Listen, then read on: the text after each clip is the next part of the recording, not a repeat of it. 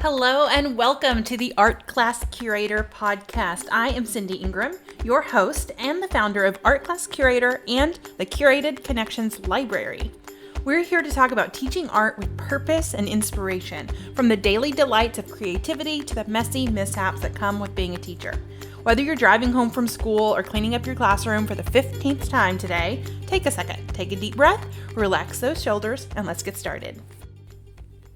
Hello, everybody. This is Cindy Ingram from Art Class Curator, and I am so excited to be here for the very first day of our free email course called Beyond the Surface: How to Teach Your Students to Dive Deeper into a Work of Art to Create Connections and Meaning.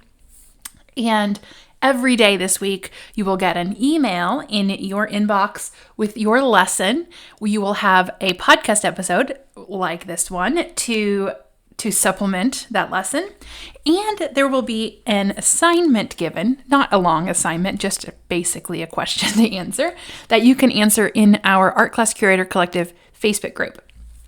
So if you are not yet signed up for the emails, that is your key thing that you want to make sure you do so that you can get that lesson every day. And that to sign up for that, you go to artclasscurator.com/surface and enter your email, and then you will get the lesson via your email. So let's talk about our first lesson. And to do that, I'm going to tell you a quick story. So I had not recorded a podcast since June. At the time, I was feeling really overwhelmed with everything that was going on in the world. You know, the pandemic. There was all of the Black Lives Matter protests and things like that going on in the world. And teachers were really stressed about going back to school, whether they go back or whether they not go back, and they don't want to go back, or they do want to go back and they're not allowed to go back. You know, all that was happening. And I felt like, I was just adding noise and I didn't feel like I knew exactly what to say at that time. But now I sort of feel like I've gotten my groove back. I feel like I know what I want to talk about. I feel like confident that I have something to say. But I worry that, if I start the podcast up again, that then I will not be consistent with it. Like something will cause me to stop again, and then I'll have a few months and then it's hard to get back to start. All those things. It's kind of the same thing as like if you're starting an exercise plan. It's like you do really good for a while, something causes you to stop, and then you just don't continue. You just don't start back up. And I didn't want to do that to the people listening. Like that bothered me. So anyway, today I went to I'm in a mastermind group for other online business owners. And I told him the question. I said, I really want to start the podcast back up again, but I'm feeling some resistance because of, I'm worried I'm not going to be consistent with it. I'm worried about the sound from the street. I moved into a new house in August, and it's a new construction. House is new construction, so the neighborhood still has houses being built, and so it's really noisy. If you hear cars driving by, if you hear hammering, that's why. But I was so stressed about y'all hearing that I wasn't starting it back up. I was like, that was preventing me. That perfectionism was preventing me from recording. And I would try to record, and I would stop every time my car would drive by. I would stop and repeat what I was saying. And so that's the first thing they talked about today in the mastermind is they were like, well, get over that. No one cares if a car drives by. What your content is the most important thing. It doesn't matter if they hear a car drive by. And I was like, okay. So I'm trying not to let the cars driving by bother me. But the other thing that they really asked me, a mastermind is kind of in a way like a PLC in education world. But like, everybody asks a question, and then everybody in the group gives feedback. And so they were like, well, it sounds like you're not clear on the purpose of your podcast. And you're not going to be committed to it or consistent to it if you're not really sure why you're doing it in the first place. And I was like, well, I guess that's true. I guess I do know why. I want to connect. There's a lot of things that I like about doing a podcast that you can't get in any other format. But it's true that I didn't necessarily know exactly why. And so I got the homework assignment to create a list of like the reason why I'm doing the podcast. And so I sat down to record this episode for the Beyond the Surface lesson 1. And I feel like this really does fit with lesson 1. So lesson 1 is all about, it's called Flipping the Script, Overcoming the Challenges That Keep You from Showing Art. And I think that one of the main challenges that teachers might feel is that not really truly being behind the purpose of why. So if you don't know why you're doing it, it's really hard to do it. And so I feel like that is one of the things that we can address today and think about today is, why did you sign up for this? Why are you listening right now? What is it about showing students works of art? What is it about looking at art that makes you really excited, that makes you understand why you should show it to your students? And understanding that why is a really important part of the process. That I can teach you how to all day long. But if you're not rooted in that foundation of why you're doing it to begin with, you're not going to do it. And that's the same for me, like in a lot of areas of my life. If I'm not clear on why I'm doing something, I'm not likely to put the energy and the work into doing it. So I think that's your first sort of tip for today, is to really firmly understand that why. And that's actually not even in the lesson for today. I might have to add it. It's in another, we have a course inside the membership, the Curated Connections Library, that's called Creating Curated Connections. And it's sort of like the foundational work that you get to before. So if you're really not sure about your why, if you're not really sure who you need to be to lead these sorts of lessons, then maybe you think about joining the membership and taking that course that's in the membership, because we go into identity, values, beliefs, and things like that. So that's the first thing I'm going to help you do, is to think about the reasons why. And I think I have talked about those in other episodes. So, but just to give you a summary, looking at art with your students helps their critical thinking skills. It helps them be more observant and aware of their surroundings. It helps them become more emotionally fluent, thinking about feelings, about understanding the feelings that are in an artwork, understanding your feelings related to an artwork, and practicing the vocabulary of feelings is really important. I've talked about that in other episodes before. Looking at art helps students deal with uncertainty and also fosters curiosity. Being curious about something leads to more knowledge. It leads to a greater engagement. So, showing works of art sparks that curiosity. There's so much about looking at art that will help your students, not only just now and have a really wonderful, powerful lesson where students are engaged and having a good time and you're feeling the job satisfaction of an amazing lesson, but that, lifelong, it has a lifelong impact, So really think about what your why is. Why do you want to do this?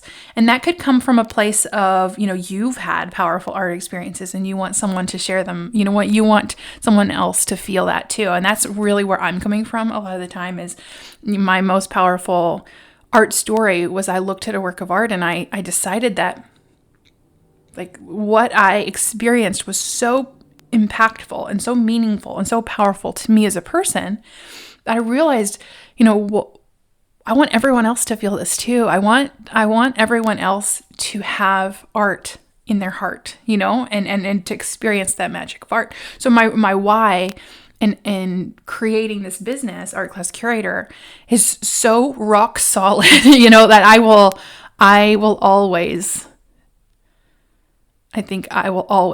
be running this business, Art Class Curator, because it's so important to me, that this mission is so important to me. And whether or not I do a podcast or I'm doing other things, but like that is, I will always have that as a just core of my being. So I would challenge you to think about what your why is. Why do you want to do this to begin with?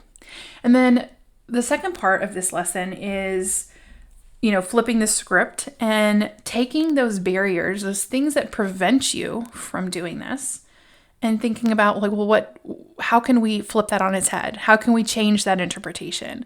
I haven't done this for the podcast question, of am I clear on my purpose on what to do with the podcast? But, my next step would be, okay, well, what is preventing me? So one of the things that is preventing me is the not being clear on the purpose. Another thing that is preventing me from doing it is the cars driving by. One just drove by, and you probably didn't even hear it, but I'm so self-conscious about it. So, what is it that I have to do to get over that barrier?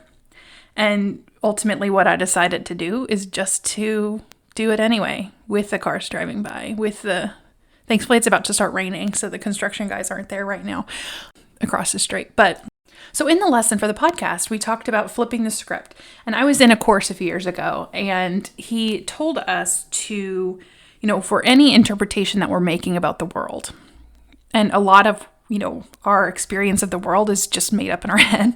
But, we take this experience, take this interpretation, and realize that it is only an interpretation. So my interpretation of those cars driving by is that it's unprofessional, it's going to distract you, it's going to catch you off guard, and you're going to be bothered by it. And then what am I fearing? I don't know. That you're going to judge me. So now that I'm saying it out loud, it's actually pretty ridiculous. It honestly is not something that I need to be all wrapped up in my feelings about. But, those are the interpretations I'm making. And those interpretations are not helpful. They're not providing me any sort of action or movement forward. They're not helping me live my values. They're not helping me accomplish my goals of this mission that I have with Art Class Curator. They're not providing me any